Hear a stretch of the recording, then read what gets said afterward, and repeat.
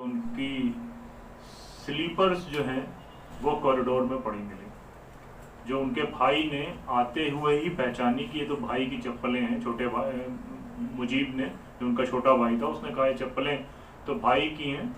लेकिन जब वो वहाँ पहुँचे तो वहाँ पर नजीब नहीं थे। दिन भर ढूंढा गया उनको। जब दिन में कोई इन्फॉर्मेशन नहीं मिली तो वो लोग वसंत कुंज पुलिस स्टेशन पर पहुँचे। वसंत कुंज पुलिस स्टेशन में उनकी वालदा नाम के साथ लोगों की एफआईआर कराना चाहती थी। जो नाम मैंने आपके सामने लिए, तकरीबन 6 नाम थे, जिसमें से 4 नाम मेन थे। उन चारों के नाम से वो एफआईआर लिखाना चाहती थी।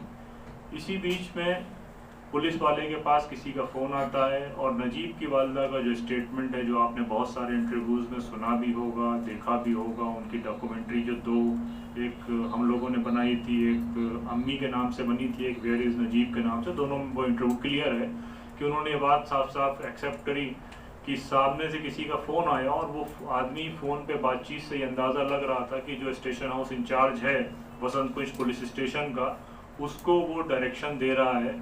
और उन्होंने वो उस पुलिस इंस्पेक्टर ने कहा कि आप परेशान मत होइए, हम ऐसी कोई एफआईआर नहीं करेंगे और आपको घबराने की ज़रूरत नहीं, हम मैनेज कर लेंगे। उसने उनकी मदर को फोर्स किया कि वो एफआईआर में उन लोगों के नाम नहीं लिखें, बल्कि उसने ये भी कहा कि आपको नाम लिखवाने से मतलब है या अपने बच्चे की सलामती और वापसी से मतलब है, और आप बेफिक्र रहिए, हम थोड़ी देर में आपके बच्चे को वापस ला कर देते हैं। उसके बाद ये एफआईआर जो उन्होंने लिखाई वो मुजीब की हैंडराइटिंग से लिखी गई और उसमें उनकी वालदा के साइन हुए, लेकिन ये पुलिस के प्रेशर में एफआईआर लिखी गई थी जिसमें एक्यूज के नाम नहीं डाले गए।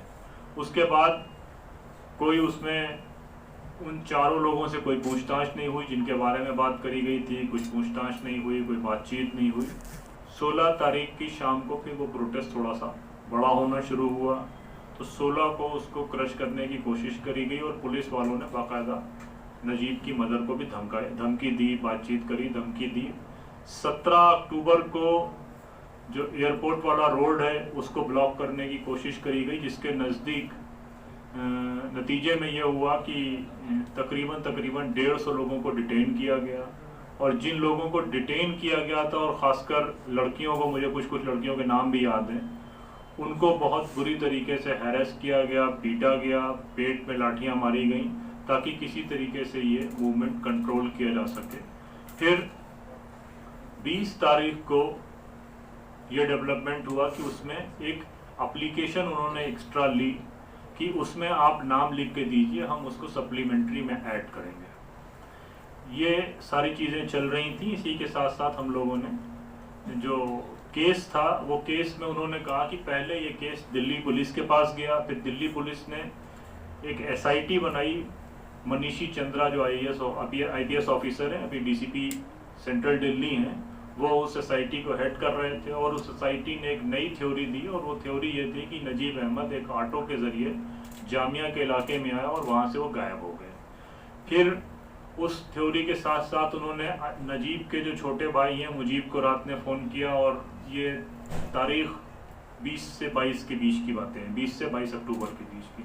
उन्होंने कहा कि दरभंगा में हमने नजीब अहमद को देखा और अभी हमारे साथ चलना होगा। तो जाहिर सी बात है कि ओखला में बहुत से लोग बिहार दरभंगा के रहने वाले हैं। हमने वहाँ पर कुछ लोगों को बात करी, भेजा, तो वहाँ के डीएसपी ने कहा कि हमको कोई इन्फॉर्मेशन नहीं, और हमने दिल्ली पुलिस से कोई कोऑर्डिनेशन हमारा नहीं है, ना हमने कोई इन्फॉर्मेशन दी, उन्होंने देखा। बहरहाल वो टाइम पास करने के लिए दरभंगा ले गए।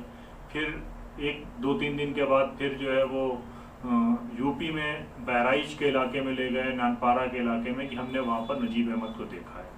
इसी बीच यहाँ पर कुछ प्रोटेस्ट होना शुरू हो गए, हम लोग भी काफ़ी तरीके से इन्वॉल्व हो गए थे। तो पहली बार नजीब के ही केस में हम लोगों ने 25 तारीख को एक जॉइंट कॉल दिया था, जिसमें आईटीओ को पूरा हमने 3 घंटे ब्लॉक किया। आईटीओ जो सबसे बड़ा चौराहा है दिल्ली का, उस स्क्वायर को पूरा ब्लॉक किया गया। फिर उसमें हमने एक प्रेस कॉन्फ्रेंस करी। वो पहली प्रेस कॉन्फ्रेंस थी जो नजीब के इशू में 25 तारीख को 10 दिन के बाद हुई थी। 10 दिनों तक उस केस में कोई डेवलपमेंट नहीं था, एसआईटी गोल गोल घुमा रही थी उसको। उसके बाद फिर पहले हमने दिल्ली हाई कोर्ट में एक पिटीशन फाइल करी, उसमें एक दूसरा लॉयर लिया था। बाद में ये हुआ कि कुछ पॉलिटिकल पार्टीज़ के लोगों से भी मुलाकातें हुई। उन पॉलिटिकल पार्टीज़ के लोगों ने कहा कि हम लोग को HRLN के ज़रिए जाना चाहिए, तो HRLN के ज़रिए हेबियस कॉर्पस फाइल हुई। हेबियस कॉर्पस फाइल होने के बाद, हेबियस कॉर्पस वो सेक्शन है जिसमें किसी भी आदमी की गुमशुदगी के बारे में रिपोर्ट फाइल करी जाती है और उस आदमी को की सिक्योरिटी और उसको वापस लाने की जिम्मेदारी स्टेट की होती है, तो पुलिस उसके लिए अकाउंटेबल होती है कि उस आदमी को दोबारा प्रोड्यूस करे। तो वो एक मेन FIR वो केस जो था वो दिल्ली हाई कोर्ट में हेबियस कॉर्पस के नाम से चला, जिसको कॉलिन गोंसाल्विस ने फाइल किया। इस बीच में ये केस जो है वो SIT से CBI के पास गया, नहीं पहले SIT के ही पास था। SIT ने क्या किया, एक दिन अचानक जो है नजीब अहमद के बदायूं के घर में रेड करी नजीब अहमद के घर में, और उनके ग्रैंडफादर, मैटरनल ग्रैंडफादर नाना के घर पे रेड करी और पूरी फैमिली को हैरेस किया। जबरदस्त तरीके से फैमिली को हैरेसमेंट किया कि तुमने अपने घर में नजीब को छुपा रखा है और भाजपा की सरकार को आप बदनाम करने के लिए ये पूरा हंगामा मचाया हुआ है। वो पूरी फैमिली को उन्होंने हैरेसमेंट करने की बात करी, ये क्लेम किया, वो क्लेम किया, वो तमाम हंगामे हुए। उसके नतीजे में फिर हम लोगों ने कई सारे प्रोटेस्ट किए, कुछ हंगामे मचाए। तो पुलिस का एक स्टेटमेंट आया कि नहीं, हमने तो रूटीन उनसे कोऑपरेट करने की बात करने गए थे। अब जाहिर सी बात है कि केस दिल्ली में चल रहा है, नजीब की मदद दिल्ली में मौजूद थी, तो नाना के घर बदायूं जाकर रूटीन कोऑपरेशन का डिमांड करना कोई समझ से बाहर बात नहीं थी, लेकिन वो प्रेशर था कि किसी तरीके से फैमिली इस केस को विड्रॉ करे। फिर उसके बाद उन्होंने एक टिप दिया टाइम्स ऑफ इंडिया के एक जर्नलिस्ट को, I am missing that name when I will remember it then I will tell it you. तो उन्होंने वो टिप दिया पुलिस वालों ने कि नजीब अहमद का जो लैपटॉप था, उसने स्टोरी करी बाकायदा कि नजीब अहमद का जो लैपटॉप था, उस लैपटॉप से वो ISIS का वेबसाइट सर्च करते थे। और वो स्टोरी टाइम्स ऑफ इंडिया ने अपने लीड स्टोरी बनाया, जिसके नतीजे में उस स्टोरी को के बेसिस पर इंडिया टुडे के ग्रुप्स के जितने भी पेजेस थे, चाहे वो आज तक का न्यूज़ हो, चाहे वो TV टुडे का जो भी चीज़ें थी उसमें, और इंडिया टुडे में, फिर टाइम्स ऑफ इंडिया, फिर हिंदी मीडिया ने तो बहुत ज़बरदस्त तरीके से उसमें हंगामा मचाया और उनको ये साबित किया कि वो ISIS में था, और बाकायदा कार्टून बना के सोशल मीडिया में डाले गए कि वो इराक में बैठे हुए हैं। उसके नतीजे में हम लोगों ने डिफेमेशन सूट जो है वो पटियाला हाउस कोर्ट में एक सूट फाइल किया, और ही एक लॉयर हैं, उनके ज़रिए एक डिफेमेशन सूट फाइल हुआ कि हमको इसमें माफ़ी मांगी और उसके बदले जो हमारी मानहानि जिसको बोलते हैं, और उसके बदले में जो है वो फाइनेंस भी उसके बदले में चाहिए। तो एक केस फिर हम लोगों ने डिफेमेशन का फाइल किया। और एक नवजीवन करके अखबार निकलता है, नवजीवन ने 5 दिन लगातार अपनी स्टोरीज बनाई, और उन्होंने वो नजीब अहमद को सीरिया में भी देखा, इराक में भी देख लिया, और अलग अलग जगह देख लिया। फिर हम लोग 20-25 लोग गए नवजीवन के ऑफिस में, और नवजीवन के कोई एक श्रीवास्तव जी एडिटर थे, तो उनसे झगड़ा वगड़ा भी किया, और वहीं उनके ऑफिस में बैठ गए कि आज ऑफिस तुम्हारा बंद नहीं करने देंगे। तो फिर लगातार 3 दिन हमने उनसे फ्रंट पेज पे माफ़ीनामा भी लिया कि हमने गलत खबर चलाई थी। तो मीडिया का जो पूरा रोल था, इससे आप समझ सकते हैं। बाद में डिफेमेशन के केस में उन्होंने ये कहा कि हम माफ़ी मांगने को तैयार हैं, आपसे माफ़ी मांग लेते हैं, छोटा कहीं पे लिख देंगे। तो हम लोगों ने कहा कि नहीं, माफ़ी नहीं मांगेंगे, हम आउट ऑफ द कोर्ट उसको से, मैं ही गया था उसके लिए बात करने फैमिली के बिहाफ से। तो हमारा उससे पोजीशन बहुत क्लियर था कि डिफेमेशन अब हम कोर्ट के ज़रिए करेंगे, आपकी छोटी मोटी माफ़ी से हम मानने वाले नहीं। और वो केस अभी भी पेंडिंग है, वो केस अभी भी कोर्ट में चल रहा है। इधर मेन केस में ये हुआ कि वो जब हंगामे मचने शुरू हुए, तो वो केस फिर दिल्ली पुलिस की SIT से, पहले केस आया क्राइम ब्रांच के पास, फिर क्राइम ब्रांच से SIT में गया, फिर SIT से CBI के पास ये केस चला गया। तो CBI ने फिर इस केस को देखना शुरू किया। तो CBI के पास जब ये केस गया है, उससे पहले आप ये अंदाज़ा लगाएं कि JNU जहाँ पे क्राइम सीन था, क्राइम सीन में कोर्ट की पिटीशन के बाद तकरीबन 2 महीने के बाद कोर्ट ने ऑर्डर किया कि आप क्राइम सीन को जाके इन्वेस्टिगेट करिए। तो पहली बार स्निफर डॉग्स को लेके 2 महीने के बाद जेएनयू कैंपस की सर्चिंग शुरू हुई। तो अब कोई भी आदमी अंदाजा लगा सकता है कि 2 महीने के बाद सर्च करने का कोई रीज़न बनता है। जिस चीज़ की डिमांड नेक्स्ट डे करी जा रही है, सेकेंड नेक्स्ट डे करी जा रही है, उसमें कोई बात नहीं हो रही, और 2 महीने के बाद फिर वो स्निफर डॉग को ले जाके और 500 पुलिस वालों को ले जाके पूरे जेएनयू में हंगामा मचाया जा रहा है। तो ये सब चीज़ें मैं इसलिए बता रहा हूँ कि इससे आपको ये होगा कि हमारी तरफ से ये स्निफर डॉग्स की और ये सर्च करने की सेपरेट पिटीशन डाली गई थी। पुलिस ने अपने आप नहीं किया था, कोर्ट से हमने कहा, कोर्ट में उसको लिंगर करते हुए फिर उसके बाद ये काम किया। उधर फिर हमने एक पिटीशन फाइल करी पटियाला हाउस कोर्ट में, और उन 4 इंडिविजुअल्स के नाम जो नजीब के केस में शामिल थे, वो 4 एबीवीपी के लोग। उससे मज़ेदार बात यह है कि वो केस आज भी चल रहा है कोर्ट में, लेकिन वो जज साहिबा कभी भी इस केस को नहीं सुनती। तीन बार केस बदल के उन्हीं के पास चला जाता है, और वो नजीब की मदर और हम लोग जब इंटर करते हैं तो वो बात भी नहीं करती और केस भी नहीं सुनती और वो विड्रॉ कर लेती हैं। तो ये कोर्ट का स्टेटस है। फिर हाई कोर्ट में फिर जब ये 1 साल पूरा हुआ, 1 साल तक सब ऐसा ही चलता रहा। जब 1 साल पूरा हुआ इस केस का, तो हम लोगों ने सीबीआई पे कॉल दिया कि हम सीबीआई को घेरेंगे। तो सीबीआई के मेन गेट पे हम लोगों ने 24 घंटे का प्रोटेस्ट लगाया, 24 घंटे का मोर्चा लगाया, और 24 घंटे 30 घंटे तकरीबन वहाँ बैठे रहे। 30 घंटे बैठने के बाद वो मीडिया ने उसमें थोड़ा सा हंगामा मचाया। तो नेक्स्ट डे जब कोर्ट की हियरिंग थी, तो उस कोर्ट की हियरिंग में फिर थोड़ा एग्रेसिव रोल पे जुडिशरी आई, और उसने कहा कि भाई दोबारा रिपोर्ट सबमिट करो, फाइनल रिपोर्ट आनी चाहिए, और जूनियर लेवल का ऑफिसर नहीं होना चाहिए, डीआईजी लेवल का ऑफिसर जो है वो कम से कम हम ब्रीफिंग में आए कोर्ट में।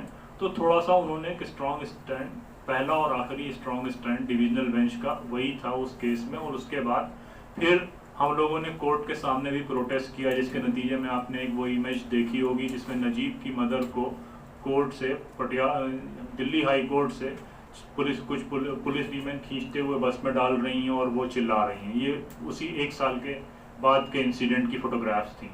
उसमें पुलिस वालों ने भी खूब जिसको चाहते थे उन्होंने पीटा, सारी फ्रस्ट्रेशन निकाली, सब कुछ हुआ।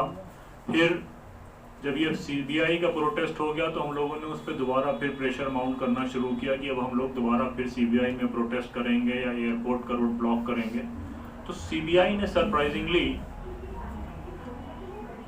ये काम किया कि उन्होंने उन लोगों को तो कभी कॉल नहीं किया जिन लोग मेन एक्यूज थे हमारी तरफ से, जिनको हमने अपनी एफआईआर में मेन एक्यूज बताया था, उनको सीबीआई ने इंटरोगेशन के लिए नहीं बुलाया। 3 नोटिसेज इशू करी कि आपको 24 घंटे के अंदर सीबीआई में आना है। एक मेरे नाम थी, एक उमर खालिद के नाम थी, और एक शैला रशीद का नाम थी। तो शैला ने कोई वकील करके तो बोला कि हम कश्मीर में नहीं आ सकते।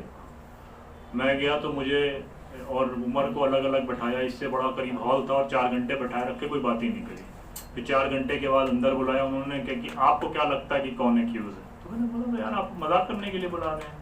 कि हमको मालूम नहीं चल सका कि उन लोगों ने किससे बात करी या कोई कॉन्स्पिरेसी थी या क्या था, हमको मालूम ही नहीं चल सका। ये सीबीआई का कहना था 1 साल के बाद कि हम उन फोन्स में पता ही नहीं कर सके कि क्या करना चाहिए। उसके बाद फिर सीबीआई ने 3 साल के बाद क्लोजर रिपोर्ट लगाई कि इस केस में अब कुछ नहीं हो सकता, हम इसको क्लोज करते हैं, और जुडिशरी ने भी उसको एक्सेप्ट किया कि हाँ हम इसको क्लोज मान लेते हैं कि अब इस केस में कुछ नहीं किया जा सकता। उस क्लोजर रिपोर्ट के पे भी हम लोगों ने प्रोटेस्ट किया। वो बहुत तवील बताने की ज़रूरत नहीं है, आप सबको मालूम होगा, number of series of the protest हैं, बहुत सब जगह प्रोटेस्ट हुए। तो सीबीआई ने जब क्लोजर रिपोर्ट लगाई तो उसको दिल्ली हाई कोर्ट ने एक्सेप्ट कर लिया। उसको दोबारा हमने चैलेंज करते हुए रेबेका जॉन के ज़रिए एक पिटीशन फाइल करी हुई है कि इसको ओपन किया जाए, लेकिन अभी जब से कोविड आया है तो सारी चीज़ें क्रिपल्ड हैं, तो केस का जो लीगल स्टेटस है वो ज़ीरो है। एक पिटीशन उन्होंने सीबीआई ने कोर्ट में क्लोज के लिए एप्लीकेशन लगाई, कोर्ट ने उसको ज़ीरो एक्सेप्ट कर लिया, और उसके बाद हमने जो पिटीशन लगाई है उस पर अभी तक सुनवाई सिर्फ 2 बार हुई है। कोविड के टाइम पे एक बार हुई है, जब से कोविड आया, और कोविड के पहले सिर्फ एक बार हुई। उसके अलावा उसकी कोई सुनवाई अभी तक इस केस में नहीं हुई है। तो ये पूरे 5 साल में मेरे अंदाजे के मुताबिक कम से कम 100 बार नजीब अहमद की मदर, जो कि एक सीनियर लेडी हैं, वो बदायूं से दिल्ली आई होंगी 100 बार। किसके लिए? इंसाफ के लिए, जस्टिस के लिए। लेकिन 100 बार आने के बाद भी उनको कोई इंसाफ नहीं मिला। कमर दर्द की शिकायत उनको थोड़ी पहले थी, मेरे देखते देखते उनका शुगर बहुत हाई हो गया, मेरे देखते देखते उनका बैकबोन का प्रॉब्लम हो गया, देखते ही देखते मालूम चला कि कुछ दूसरे प्रॉब्लम्स भी, हार्ट के प्रॉब्लम हुए, दूसरे प्रॉब्लम भी हुए। लास्ट चांस वो एम्स में आके दिखा के गई, उसके पहले हम अलशिफा में दिखा के गई। तो आप ये अंदाज़ा लगाएं कि दिल्ली जैसे शहर में इतना शोर मचाने के बावजूद मुसलमानों को जस्टिस नहीं मिला। अब हम सब की मजबूरी ये है कि जाना कोर्ट ही पड़ेगा, अल्टरनेट नहीं है। लेकिन इस कोर्ट के पास, क्योंकि वो मैंने प्रोसीडिंग्स देखी हैं, खुद जाके हम सब कोर्ट में बैठे हैं, इंडिविजुअल मेहनतें हुई हैं, कई सारे प्रोटेस्ट ऑर्गेनाइज किए गए, कई प्रोग्राम्स हुए, सब कुछ हो गया। मुझे नहीं लगता कि किसी इंडिविजुअल केस में अभी तक इतना प्रेशर कहीं बिल्ड किया गया होगा। जो लोग इस केस को फॉलो कर रहे होंगे उनको अंदाज़ा होगा। मैं दूसरी पॉलिटिक्स पे नहीं जाऊंगा, लेकिन मोटा मोटा मुझे तो ये बात समझ आती है कि जुडिशरी पे अगर हम पहुंचते हैं या पुलिस सिस्टम पे अगर हम बात करते हैं, तो मान लिया पुलिस सिस्टम करेक्ट है, लेकिन किसी लेवल पर तो कोई बात सही करेगा। सीबीआई ये कह रही है 1 साल के बाद कि फ़ोन के पैटर्न लॉक हम ओपन नहीं कर सके, वो हाई कोर्ट में कह रही है, और वही हाई कोर्ट उसको एक्सेप्ट कर ले रहा है। हाई कोर्ट सुनने को तैयार नहीं है। वो कह रहे हैं हम कुछ नहीं कर पा रहे, इस केस को हम क्लोज कर रहे हैं। वो कह रहे हैं ठीक है, केस क्लोज कर दीजिए।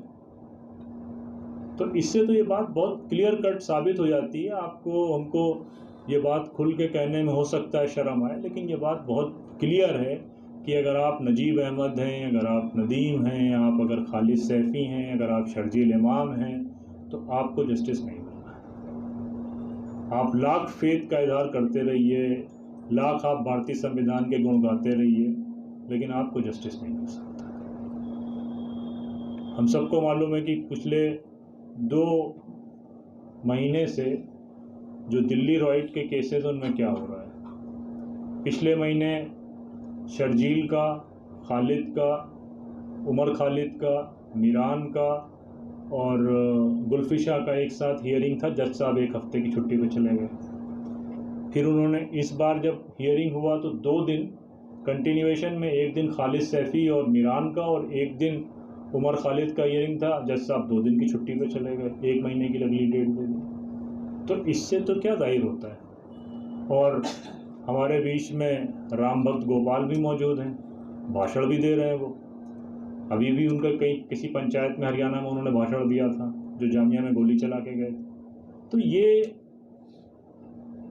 बहुत क्लियर कट चीज़ें समझ में आती हैं ना जी। हम फिर भी उसके बावजूद भाई, मैंने कहा कि हमारे पास ऑप्शन नहीं है और दूसरा कोई रास्ता नहीं है, तो हम भी इस वकील के पास जा रहे हैं, उस वकील के पास जा रहे हैं, इसके पास जा रहे हैं। सबको मालूम है दिल्ली दंगों में क्या हुआ।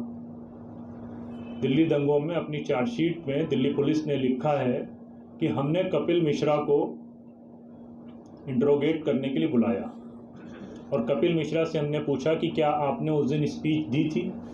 ये मैं नहीं कह रहा हूँ, ये दिल्ली पुलिस की चार्जशीट कह रही, जो कोर्ट में सबमिट है, कि क्या आपने वहाँ पर स्पीच दी थी। कपिल मिश्रा ने कहा नहीं, हमने कोई ऐसी स्पीच, वहाँ पर कोई स्पीच नहीं दी थी, और हमने उसको एक्सेप्ट कर लिया और उनको जाने दिया। अब किस सिस्टम से लड़ेंगे आप, जो इतना बायस है, जो ये इंट्रोगेशन में लोगों को बुला के कहता है कि तुम मुसलमान हो, इस बात को एक्सेप्ट कर लो, और तुम्हारे बाप पाकिस्तान नहीं गए इसलिए तुमको झेलना पड़ेगा, और तुमको गवाह बन सकते हो तो शायद बच जाओगे, वरना तुम तैयार रहो, तुम 9 साल से पहले बाहर नहीं आओ। ये स्टेटमेंट पास किए जाते हैं। तो ये बहुत क्लियर है कि जस्टिस मिलना नामुमकिन है। तो कुछ और नए डायनामिक्स पे बात हो, कुछ और नई चीज़ों पे बात हो, मुझे तो नहीं लगता कि नजीब से ज़्यादा किसी केस पे इंडिविजुअल पब्लिक मूवमेंट बनाकर उसकी लोग मजाक करते थे कि यार किसी एक आदमी के लिए आप इतना मेहनत कर रहे हैं। तो जैसे कल हमने एक वीडियो बनी थी, उसमें हमने देखा कि सलमान ने, जो SIO के सदर हैं, और हम लोगों का मौक़िफ़ भी यही था, उन्होंने कहा कि भाई बदायूं से, बहराइच से, जो छोटे छोटे टाउनशिप्स हैं नॉर्थ इंडिया के, हम सबको मालूम है नॉर्थ इंडिया का हायर एजुकेशन में 4% से अबव नहीं है। अगर ग्राउंड डेटा पे आप जाके बात करेंगे तो हायर एजुकेशन में मुस्लिम्स का जो नॉर्थ इंडिया में पार्टिसिपेशन है, it is less than 4%. That's why they are targeting Jamia and AMU. And if you will close that Jamia and AMU, it will become less than 1%. तो वो चाह रहे हैं।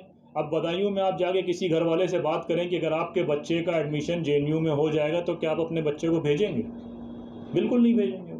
तो हम सब की भी कोशिश यही थी कि वो तमाम लोग, अगर इस मूवमेंट पे हम बात नहीं करेंगे, इसमें हंगामा नहीं करेंगे, इस मूवमेंट को कंटिन्यू नहीं करते रहेंगे, 5 साल के बाद भी अगर मैं यहाँ आपसे बात कर रहा हूँ और आप यहाँ पे बात सुनने को आए हैं, तो हम लोग ये मान के चल रहे हैं शायद कभी हालात बदलें, कभी कोर्ट रूम का माहौल बदले, कभी मीडिया का माहौल बदले, तो वो जो 4, 6, 10, 50 लोग JNU के अंदर घूम रहे हैं, JNU के बाहर घूम रहे हैं, या पूरी सोसाइटी में घूम रहे हैं, जो मुसलमानों को लिंच करना चाहते हैं, लिंच कर रहे हैं और उनके साथ में डिस्क्रिमिनेशन हो रहा, तो जो एक्यूज हैं कम से कम उनको लगे यार ये मूवमेंट कंटिन्यू है, तो शायद कल को मुझे कोई प्रॉब्लम हो जाए, कल को शायद कोई मैं फंस जाऊं, तो अब आगे शायद इस काम के लिए थोड़ा रुका जाए।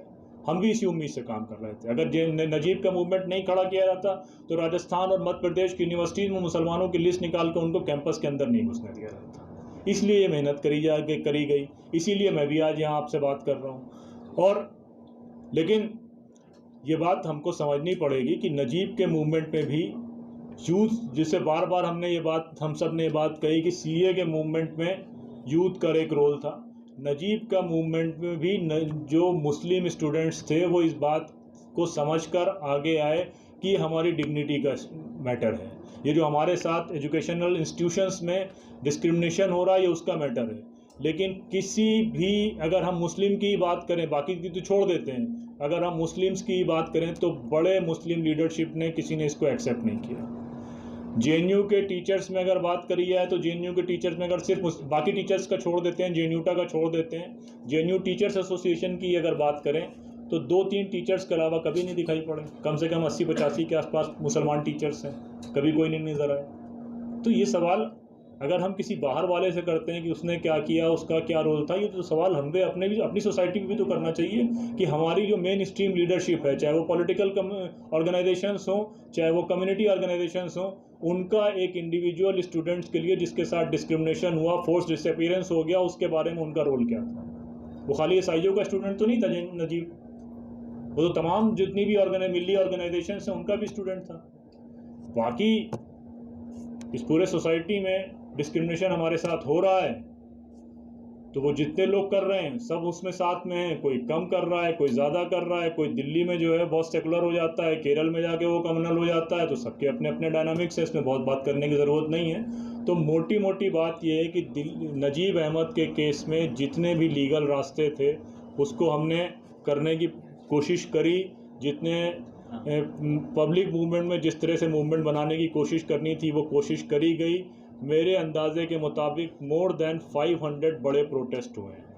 इवन उत्तर प्रदेश के इलेक्शन में हम लखनऊ में जो है वो लखनऊ के लोगों ने खुद कहा कि लखनऊ में किसी पॉलिटिकल पार्टी के अलावा अपने सेल्फ मोबिलाइजेशन से ये सबसे बड़ा मार्च था जो लखनऊ में हुआ, बदायूं में हुआ, केरल की बात ही नहीं करते हैं, यूपी इलेक्शन को भी हमने एड्रेस करने की कोशिश करी। लेकिन अफसोस की बात ये है कि ये सब मुद्दे न पॉलिटिकल पार्टीज़ के लिए इम्पॉर्टेंट हैं। अभी CA की अगर बात करी जाए तो CA के मूवमेंट में 23 लोग उत्तर प्रदेश में एक में मारे गए जो सरकारी रिकॉर्ड के तहत हैं। लेकिन उत्तर प्रदेश में आज इलेक्शन होने वाला है, वो 23 मौतें जिनके बारे में कोई FIR नहीं हुई, कोई इन्वेस्टिगेशन नहीं हुई, वो ना अपोजिशन पार्टीज़ का भी के लिए भी कोई मुद्दा नहीं है। तो नजीब अहमद का ही मुद्दा कोई मुद्दा नहीं है। दिल्ली में अभी कॉरपोरेशन के इलेक्शन होने वाले हैं, वही आम आदमी पार्टी जिसने मुसलमानों के साथ के वोट लेने के बाद में क्या किया, रात के 8 बजे 23 तारीख को हम सब मनीष सिसोदिया के घर पे थे, तो मनीष सिसोदिया ने कहा है कि I am helpless like you. फिर वो हेल्पलेसनेस उनका इतना स्ट्रांग हो जाता है कि वो मरकज़ निज़ामुद्दीन के मामले में सीधे केस कराने लगते हैं। तो लेकिन उसके बाद भी अभी इलेक्शन आएंगे, वो हमारे लिए पॉलिटिकल इशू ही नहीं होंगे। तो अब हमको ये भी समझना पड़ेगा कि लीगल बैटल या स्ट्रीट एक्टिविज़म सब चीज़ों का इलाज नहीं है जब तक हम इसको पॉलिटिकल मूवमेंट में कन्वर्ट नहीं करते हैं। इलेक्शन के आने वाले दिनों में अगर ये सवाल हम नहीं कर सके कि जो हमारे 30 लोग जेल में हैं या अभी भी 1400 लोग जो अरेस्ट हुए थे उसमें 200 से ज़्यादा लोग अभी भी नॉर्मल क्राइम में मंडोली या तिहाड़ में, दिल्ली रॉइट में इनोसेंट लोग जेल में हैं। 18 लोग यूएपीए में अरेस्ट हुए थे, उसमें 12 लोग आज भी जेल में हैं। 23 लोग यूपी में एक दिन में मारे गए थे। ये ऑफिशियल रिकॉर्ड है।